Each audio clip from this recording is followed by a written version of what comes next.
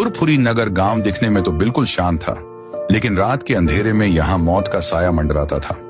हर रोज किसी न किसी घर में फोन की घंटी बजती और कोई अनजान आवाज कहती, बाहर आओ, तुम्हारा कोरियर आया है। और जैसे ही कोई बाहर निकलता, सुबह तक उसकी लाश मिलती।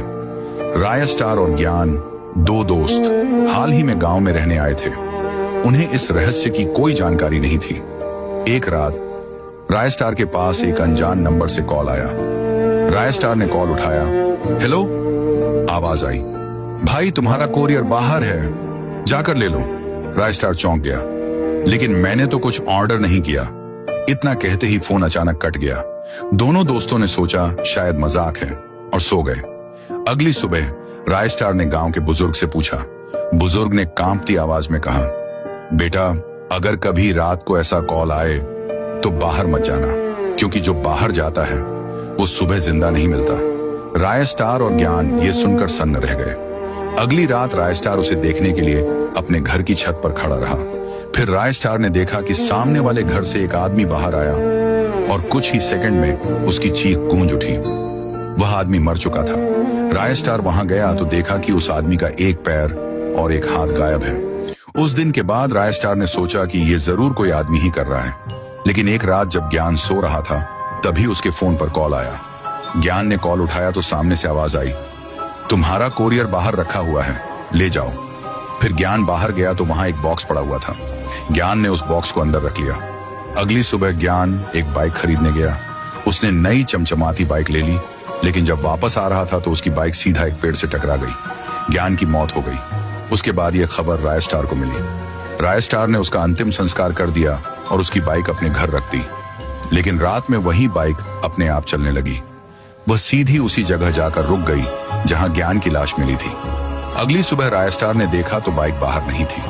वह उसी जगह पहुंचा तो बाइक खड़ी हुई मिली। राय स्टार ने सोचा, जरूर ये वही आदमी कर रहा होगा, वही कोरियर वाला। उस रात राय स्टार बाइक पर बैठा रहा। अचानक उसके सामने एक आदमी आया और पलक झपकते ही गायब हो गया। राय स्टार की आंख बंद हो गई। जब वह उठा तो सुबह हो चुकी थी।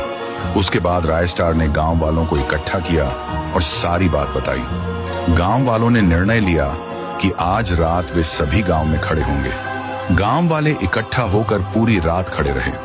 तभी आसमान में बिजली कड़कने लगी और अचानक एक आदमी बाइक के साथ सामने आया। बाइक वहीं रुक गई और उसी पल जोरदार धमाका हुआ। एक बम फट चुका था। पूरा गांव तहस नहस हो गया। जब राय स्टार की आंख खुली तो उसने देखा कि हर जगह लाश ही लाश पड़ी थी।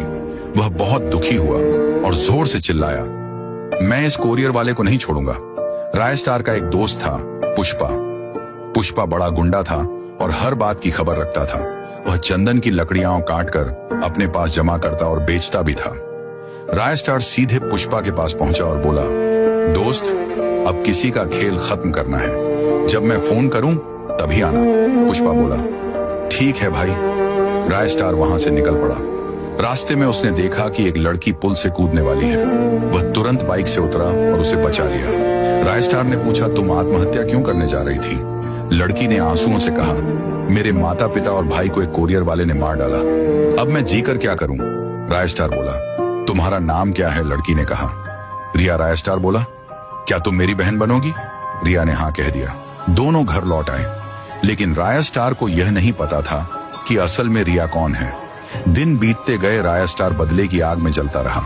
वह सोचता, अगर ऐसे ही चलता रहा तो मौतों का सिलसिला कभी खत्म नहीं होगा। एक दिन रिया बोली, भैया हम घूमने चलते हैं।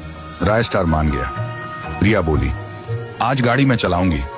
वह उसे लेकर एक घने जंगल में पहुंची। फिर बोली, भैया मैं थोड़ी देर में लौटती हूं। लेकिन बहुत देर हो गई। रिया लौटी ही नहीं। राय स्टार चिंतित खड़ा था कि तभी कोरियर वाला वहां आ पहुंचा। वह हंसते हुए बोला, अब तेरा खेल खत्म। राय स्टार उस पर झपटा ही था कि तभी कोरियर वाले ने पीछे से डंडा मार दिया। राय स्टार की आंखें बंद हो गईं। जब उसने होश संभाला तो खुद को जेल में खड़ा पाया। सामने वही कोरियर वाला खड़ा था। राय स्टार बोला, मुझे एक बार कॉल करने दे, उसके बाद तू यहां दिखाई भी नहीं देगा। उसने पुष्पा को फोन किया। पुष्पा बोला, ठीक है भाई, मैं आ रहा हूं। लेकिन जब पुष्पा आया तो सच्चाई सामने आई। पुष्पा हंसकर बोला, क्या तुझे लगता है मैं तेरा दोस्त हूं? नहीं, ये कोरियर वाला मेरा असली भाई है।